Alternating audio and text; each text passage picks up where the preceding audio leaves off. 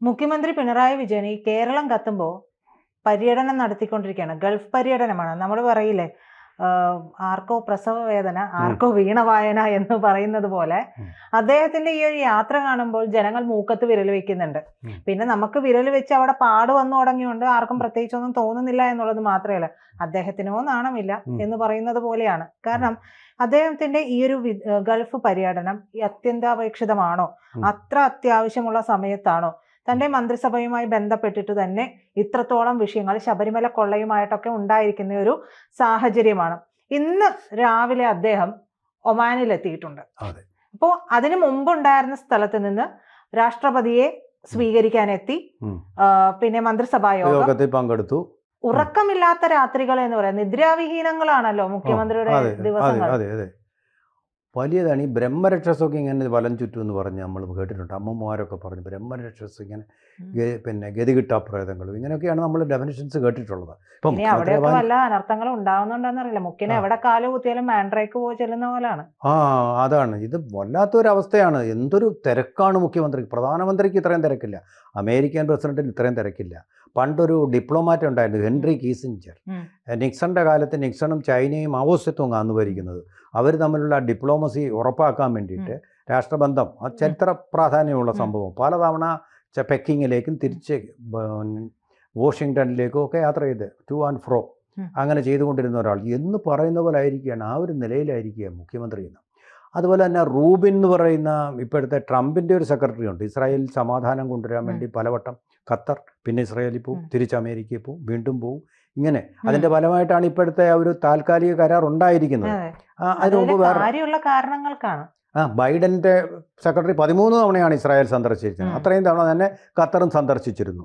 അവർക്കൊക്കെ പണം ഇഷ്ടം പോലെ ഉണ്ട്. സമ്പന്ന രാജ്യങ്ങളാണ്. കമ്മ്യൂണിസം അല്ല, ഇവിടെ മുതലാളിത്തമാണ്. അതുകൊണ്ട് ഗവൺമെൻറ്റിൻ്റെ ട്രഷറിയിലേക്ക് നികുതി പണം ചെല്ലുന്നുണ്ട്. ഇപ്പോൾ എല്ലാം അടച്ചുകൂട്ടിയിരിക്കുകയാണെങ്കിൽ അതങ്ങ് മാറും. കോടിക്കണക്കിന് രൂപയാണ്. ഇവിടെ ഇപ്പോൾ നമ്മൾ അതിദാരിദ്ര്യ നിർമ്മാർജിത കേരളം എന്നും പറഞ്ഞൊരു ആഘോഷം നവംബർ 1 നടക്കുമല്ലോ. അവിടുത്തെ ഡെഫിനിഷൻ അനുസരിച്ച് $2 എന്ന് പറഞ്ഞാൽ $2 ഏകദേശം നമ്മുടെ 200 രൂപയോളം വരും. അത് താഴെയുള്ളവരെയാണ് അതിദരിദ്രർ എന്ന് കണക്കാക്കുന്നത്. അത് വരുമ്പോൾ മാസം 6000 രൂപ കിട്ടും. മാസം 6000 കിട്ടിയാൽ എല്ലാവർക്കും സന്തോഷമായിരിക്കും. കേരളത്തിലെ ഒരൊറ്റ ക്ഷേമ പെൻഷന് പോലും 6000 രൂപ ഇല്ല എന്നുള്ളതാണ്. എന്ന് മാത്രമല്ല, ഉള്ളത് 2000 രൂപയാണ്. ആ 2000 രൂപ തന്നെ പല കുടിശ്ശികകളും ഇപ്പോൾ കിട്ടാനുമുണ്ട്. അതിൻ്റെ 3 ഇരട്ടിയാണ് മിനിമമായിട്ട് ദാരിദ്ര്യരേഖയ്ക്കുള്ള മാനദണ്ഡമായിട്ട്, ദാരിദ്ര്യമല്ല അതിദാരിദ്ര്യത്തിനുള്ള മാനദണ്ഡമായിട്ട് അമേരിക്ക കണക്കാക്കുന്നത്. അപ്പോൾ അമേരിക്ക വാവളക്കുന്ന കണ്ട് ആന വാവളക്കുന്ന കണ്ട് അണ്ണാൻ വാവളന്നിട്ട് കാര്യമുണ്ടോ? ഇതിപ്പോൾ എല്ലാം ബിസിനസ് ക്ലാസ്സിലാണ് പോകുന്നത്. അദ്ദേഹത്തിൻ്റെ അനുചര സംഘവും എല്ലാം കൂടി എത്ര രൂപയാണ് പോകുന്നത്? ഇവിടെ ഇപ്പോൾ പലതിനും ഇപ്പോൾ ആ സമയത്ത് തന്നെയാണ് നമ്മുടെ മെഡിക്കൽ കോളേജുകളിൽ നിന്ന് അത്യന്താപേക്ഷിതമായിട്ടുള്ള ഹൃദ്രോഗ ചികിത്സാ ഉപകരണങ്ങൾ കമ്പനിക്കാർ വന്ന് തിരിച്ചെടുത്തുകൊണ്ട് പോകുന്നത്. കാരണം എന്താ?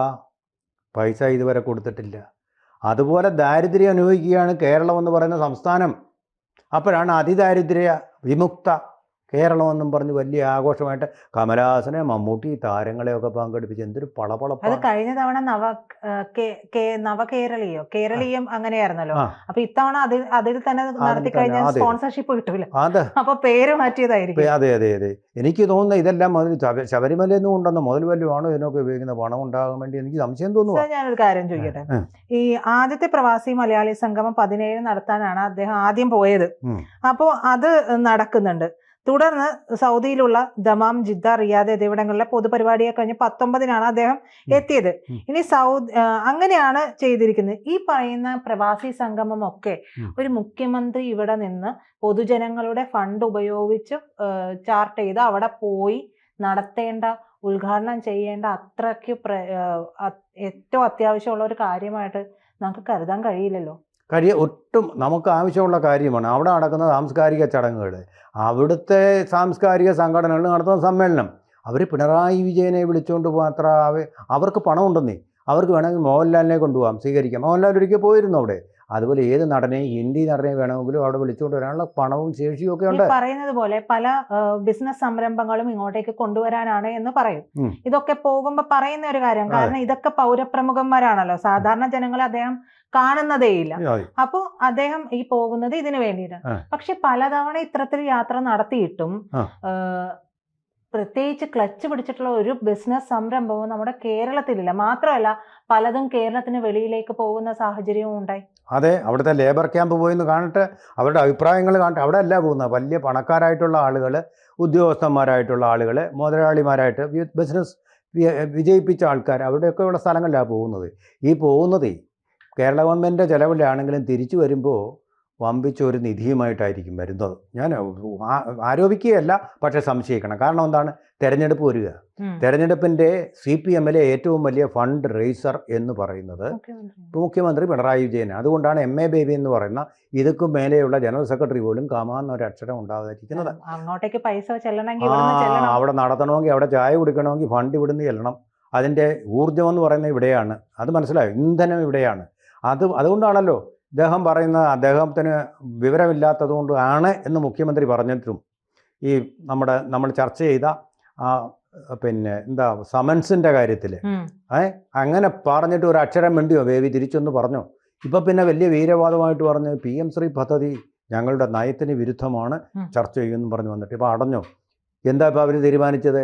ഈ മന്ത്രിസഭാ യോഗത്തിൽ ഇടവേളയിൽ വന്ന മന്ത്രിസഭാ യോഗത്തിൽ CPI മന്ത്രിമാരെല്ലാം ആവേശഭരിതരായിട്ട് PM ശ്രീ അത് RSSൻ്റെ അജണ്ടയാണ്, നമ്മൾ നടക്കാൻ പാടില്ല ബഹുമാനപ്പെട്ട മുഖ്യമന്ത്രി. മുഖ്യമന്ത്രി എന്ത് ചെയ്തു? വിദ്യാഭ്യാസ മന്ത്രി ശിവൻകുട്ടി അവിടെ ഇരിക്കുന്നു, പുള്ളിയെ നോക്കിയൊരു ചിരി, യാതൊരു മറുപടിയില്ല എന്ന് പറഞ്ഞാൽ മറുപടി അർഹിക്കുന്നില്ലെന്ന അർത്ഥം. നിങ്ങൾക്ക് നിങ്ങളുടെ പ്ലേസ് ചൂണ്ടിക്കാണിക്കുക. അപ്പോഴെങ്കിലും CPI മന്ത്രിമാരത് മനസ്സിലാക്കണ്ടേ? നിങ്ങൾ മന്ത്രിസഭയുടെ അജണ്ടയിൽ മന്ത്രിസഭാ യോഗത്തിൻ്റെ അജണ്ടയിൽ അത് ഉൾപ്പെടുത്തിയിട്ടില്ല എന്ന് പറഞ്ഞാൽ അവരത്ര പ്രാധാന്യമേ കൊടുക്കുന്നുള്ളൂ. നിങ്ങളുടെ മറുപടി ഒന്നും പറയാൻ ഞങ്ങളില്ല. ഇത് പരിഹാസ്യമായിട്ട് തള്ളിക്കളഞ്ഞു, അങ്ങനെ ഒതുക്കിക്കളഞ്ഞു. MA ബേബി സാർ വല്ലതും മിണ്ടിയോ? മിണ്ടാൻ പറ്റില്ല. കാരണം ഈ ഫണ്ട് വരണം, അതിന് പറ്റിയ ആൾ മുഖ്യമന്ത്രി തന്നെയാണ്, അതിന് മിടുക്കൻ അദ്ദേഹം തന്നെയാണ് എന്നുള്ളതാണ് അതിൻ്റെ കാര്യം. അപ്പോൾ അങ്ങനെയുള്ളൊരു സംവിധാനമാണ് CPM എന്ന പാർട്ടി. അതിൻ്റെ ഭരണഘടന പോലും അത് തെറ്റിക്കുക. എന്നിട്ടാണ് ഇന്ത്യൻ ഭരണഘടന തെറ്റിക്കുന്നു മോദി എന്നും പറഞ്ഞ് മുദ്രാവാക്യം വിളിച്ചു നടക്കുന്നത്. ഇതാണ് യാഥാർത്ഥ്യം. അതുപോലെ തന്നെ മസ്തിഷ്ക ജ്വരം ഇപ്പോൾ ഏറ്റവും ഒടുവിൽ ഇപ്പോൾ 5 തെങ്ങിൽ 13 വയസ്സൊരു കുട്ടിക്ക് ബാധിച്ചിരിക്കുക. ഇണ ജോർജ് കടന്ന് തള്ളുന്നുണ്ട്, നമ്മൾ മോർട്ടാലിറ്റി റേറ്റ് ഏറ്റവും കുറച്ചു. ഇതല്ല പ്രശ്നം. ഇതിൻ്റെ മോർബിഡിറ്റി ഇല്ലാതാക്കണം. പരിഷ്കൃത രാജ്യങ്ങളിലും വികസിത രാജ്യങ്ങളിലും ഒന്നും, ആഫ്രിക്കയിൽ പോലും ഈ മസ്തിഷ്ക ജ്വരം ഇപ്പോൾ ഇല്ല. ഐക്യരാഷ്ട്ര നമ്പർ 1 അല്ല. അതല്ല, ഇതിൻ്റെ കാര്യം നാണക്കേടാണ്. എന്താണെന്നറിയോ? നാണം കെട്ട ഒരു അസുഖം. മാലിന്യം കൂടുന്നത് കൊണ്ടാണ്, ഹൈജീൻ ഇല്ലാത്തത് കൊണ്ടാണ് ഇതുണ്ടാകുന്നത്. ഈ അസുഖം നമുക്ക് വൃത്തിയില്ലാത്തത് കൊണ്ടാണ് ഇതുണ്ടാകുന്നതെന്ന് അർത്ഥം. കാരണം മാലിന്യങ്ങൾ കൂടിയത് കൊണ്ടാണെന്ന് ശാസ്ത്രീയമായിട്ട് തെളിയിച്ചിട്ടുണ്ട്. അതുകൂടാതെ ഞങ്ങൾക്കിപ്പോൾ പണ്ടത്തെ ആ കാലത്ത് അപ്പൂപ്പന്മാരൊക്കെ എനിക്ക് ഷുഗർ ഉണ്ടെന്നും പറഞ്ഞ് ഇങ്ങനെ അർമാദിക്കും. കാരണം എന്താ? പണമുള്ളവൻ്റെ അസുഖമാണ് എന്ന് പറയുന്ന പോലെ ഈ അസുഖം ഞങ്ങൾ നിർത്തി എന്ന് പറയുന്നത് എന്തൊരു നാണക്കേടാ. ഈ രാജ്യത്ത് വരാനേ പാടില്ലാത്തൊരു അസുഖം. വൃത്തി ഉണ്ടെങ്കിൽ ഇല്ലാതാവുന്ന അസുഖങ്ങളിൽ ഒന്നാണ് ഈ അസുഖം എന്ന് പറയുന്നത്. ആ വൃത്തി തീരെ ഇല്ലാന്ന് നമ്മൾ കൊട്ടിഘോഷിക്കുക. അതിന് നമ്പർ 1. തള്ളലിൻ്റെ കാര്യത്തിൽ നമ്പർ 1 ആണ് നമ്മളെന്ന കാര്യത്തിൽ സംശയമില്ലാത്ത കാര്യമാണ്. എന്തായാലും ശരി, മുഖ്യമന്ത്രി ഒന്നുകിൽ വളരെ സന്തോഷിച്ചാണ്, അല്ലെങ്കിൽ അങ്ങേയറ്റത്തെ ഒരു വെപ്രാളത്തോടു കൂടിയാണ് ഈ യാത്രകൾ നടത്തുന്നത്. അദ്ദേഹം ഒരു സ്വസ്ഥനല്ലെന്നാണ് എനിക്ക് തോന്നുന്നത്. ഹിമാലയത്തിനടിയിലെ ടെക്ടോണിക് പ്ലേറ്റുകൾ പോലെ അസ്വസ്ഥമാണ് അദ്ദേഹം. ആഗോള സംഗമം നടത്തുന്നു, എന്നിട്ട് അവിടുത്തെ മുതൽ പോയ കാര്യത്തിൽ കമാന്നൊരക്ഷരം മിണ്ടാതെ അദ്ദേഹം പോകുന്നു. ഒരു ശ്രദ്ധയില്ല കാര്യത്തിൽ. അദ്ദേഹത്തിന് അതിനേക്കാൾ പ്രാധാന്യം അവിടെ ഗൾഫിലെ സാംസ്കാരിക സംഘടനകൾ നടത്തുന്ന യോഗങ്ങളാണ്. അത് ഫണ്ട് കിട്ടാനുള്ള യോഗമാണ്. അതൊരു യോഗം വേണം അല്ലേ പ്രജിത? നിങ്ങൾക്ക് ഒരു യോഗം വേണം. നമ്മൾ പറഞ്ഞ അസൂയപ്പെട്ടിട്ട് കാര്യമുണ്ടോ?